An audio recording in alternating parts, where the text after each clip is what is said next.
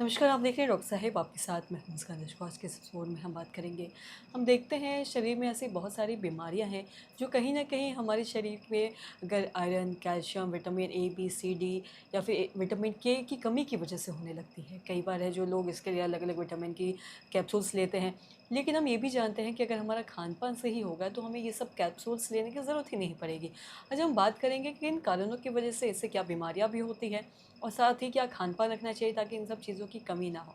इस पे बात करने के लिए आज हमारे साथ मौजूद है बिहार के जाने-माने फिज़िशियन डॉक्टर दिवाकर तेजस्वी सर। नमस्कार, बहुत-बहुत स्वागत है जी, आपका। बहुत धन्यवाद आपका।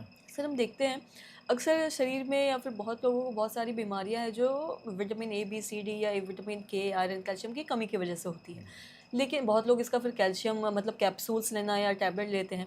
लेकिन अगर हम खान-पान ही सही रखेंगे तो हो सकता है कि हमें इनकी क्या मतलब दवाइयाँ लेने की ज़रूरत ही नहीं पड़ेगी। जी। तो मैं आपसे जानना चाहूँगी क्या दवा इसके लिए खा सकते हैं और इससे क्या बीमारियाँ भी होती है अगर ये सब की कमी हो? जी, विटामिन्स और न्यूट्रिएंट्स, माइक्रो न्यूट्रिएंट्स की कमी के कारण से बहुत सारी बीमारियाँ होती हैं और अगर खान-पान सही रखे व्यक्ति तो बहुत सारी बीमारियों से ऐसे ही बच सकता है।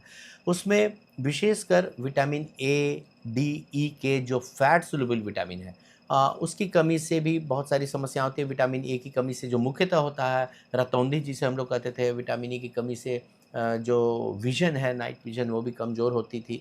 और इसके साथ-साथ डी है, हड्डियों की कमज़ोरी और डिफरेंट ऑर्गन्स को प्रोटेक्ट करने में उसका रोल रहता है। ई है जो कि स्किन को ठीक रखता है। के है जो ब्लीडिंग डिसऑर्डर्स को ठीक रखता है। ब्लीडिंग जो क्लॉटिंग मैकेनिज़्म को हेल्प करता है विटामिन के।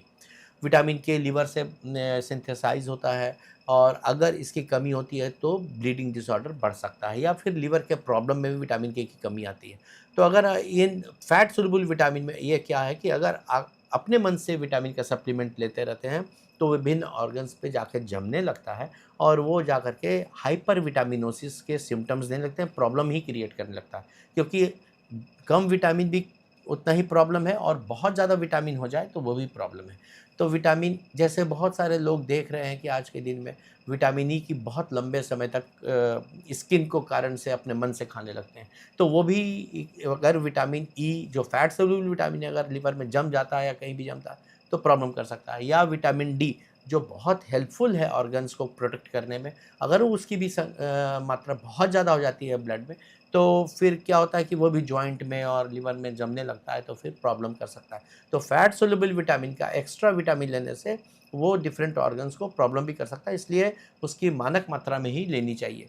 जहाँ तक वाटर सोल्यूबल विटामिन है जैसे बी कॉम्प्लेक्स है और उसके साथ-साथ विटामिन सी है, वो क्या होता है कि अगर एक्सेस मात्रा में जाता है तो जनरली यूरिन के द्वारा वो बाहर भी निकल जाता है क्योंकि वाटर सोल्यूबल है वो।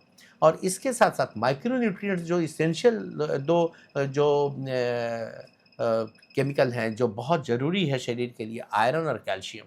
तो विशेषकर जो प्रेगनेंसी है या हीमोग्लोबिन की कमी होने से इम्यूनिटी सिस्टम बहुत कमज़ोर हो जाती है और साथ ही साथ आयरन के साथ कैल्शियम की कमी होने से भी हड्डियों की कमज़ोरी होती है और ऑस्टियोपेनिया, ऑस्टियोपोरोसिस हम लोग कहते हैं, हड्डी इतनी कमज़ोर हो जाती है कि फ्रैक्चर होने की संभावनाएँ बढ़ जाती हैं। तो इन सबों का डाइटरी मेथड से भी लेना उचित है और साथ में अगर बहुत ज़्यादा डिफ़िशियंसी है तो चिकित्सीय देख-रेख में उसकी सप्लीमेंट लेनी आवश्यक पड़ सकती है। डाइटरी में ध्यान रखना होता है कि सबसे जो जो बेस्ट डाइट है जिससे कि हम लोग इसको नेचुरली ले सकते हैं, वो हम लोग का इंडियन डाइट का सिस्टम जो है वो बहुत अच्छा है।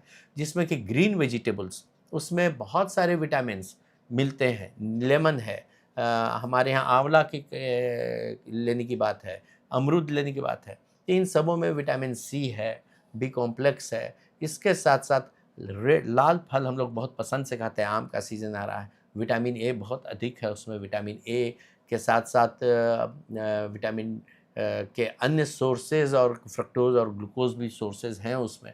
तो जो फल हम लोग के सीज़नल फ्रूट्स हैं, उसमें बहुत सारे विटामिन्स मिल जाते हैं। विटामिन बी12 स्पेसिफिक विटामिन है जो कि मेनली नॉन वेजिटेरियन सोर्सेज़ में मिलता है लेकिन डेयरी प्रोडक्ट्स में भी रहते हैं। तो जो वेजिटेरियन लोग हैं, उन लोगों को विटामिन बी12 की अपनी जाँच कर लेनी चाहिए। अगर उसकी डिफ़िशियंसी है तो उसका सप्लीमेंट लेने की आवश्यकता पड़ सकती है।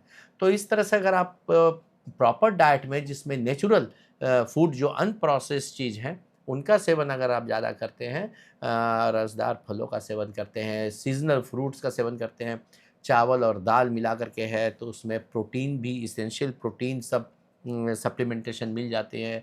आयरन जो है वो नॉन वेज सोर्सेज में ज़्यादा है, लेकिन आप अगर चुकंदर ले रहे हैं और इस तरह के डेट्स ले रहे हैं तो उसमें भी आपको आयरन का सोर्सेज भी मिल जाता है। तो इसलिए हम लोग की जो सीज़नल फ्रूट्स और जो हम लोग के यहाँ जो खान पदार्थ मिलते हैं वो सब इस तरह के विटामिन्स को पूरी तरह से ठीक रखते हैं और आपको डिफिशिएंसी नहीं होने देते हैं। जी, सर बहुत बहुत शुक्रिया तमाम जानकारी बहुत देने के लिए। धन्यवाद। तो आशा करते हैं दर्शकों की जो तमाम जानकारी है आपकी लाभदायक रही। तो आज की इस वीडियो में इतना ही। वीडियो देखने के लिए आपका धन्यवाद।